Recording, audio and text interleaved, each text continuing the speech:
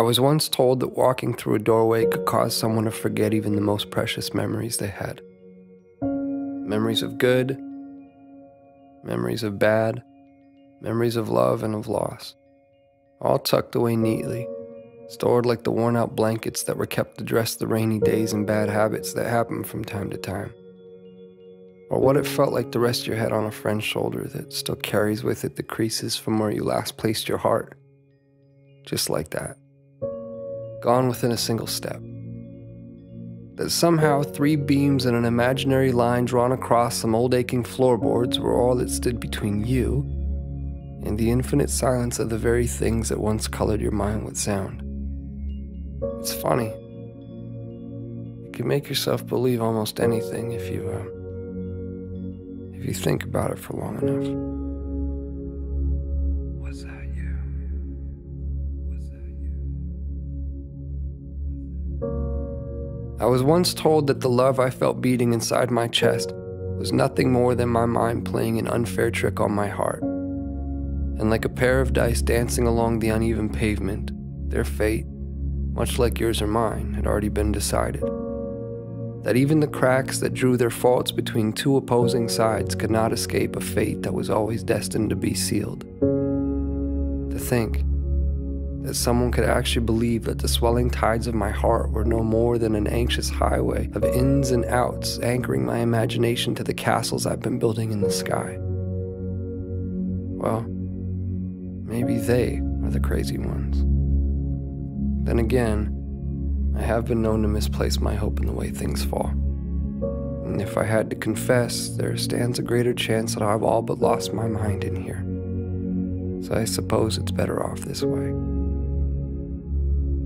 Because I've always believed that the odds of finding what you seek tend to favor those who are open to seeking them in the first place. And I, for one, have never quite understood how odds stand to get even without that frame in mind. To be clear, I've seen a million faces. I've seen a million different faces, each one mirroring that of your own. And still, none of them have felt like home to me. None of them have felt like you. So here we are. And I can vaguely and strangely trace your outline. I can remember what it felt like to hold you. I can remember what it was like to stare blindly into your eyes for what felt like an eternity. How could I forget that? I could never forget that. I could never forget you. No matter how long it takes for my words to make their way through the vastness of this place we've called home, I unto you and you unto me, I say them and will continue to do so. Day after day, night after night, never knowing if you'll actually hear them. There's no place for time here. Just overlapping moments where I thought I'd found you, where I thought I heard the sound of your breath, where I felt your heart as it waited patiently for mine, retracing the steps that we left in the life before last, before our eyes closed, before the great divide, before a doorway stood between you and me. As it stands, I found myself in that doorway again, with both feet in and your heart on my sleeve. But I can't bring myself to walk through this time. Not yet, at least.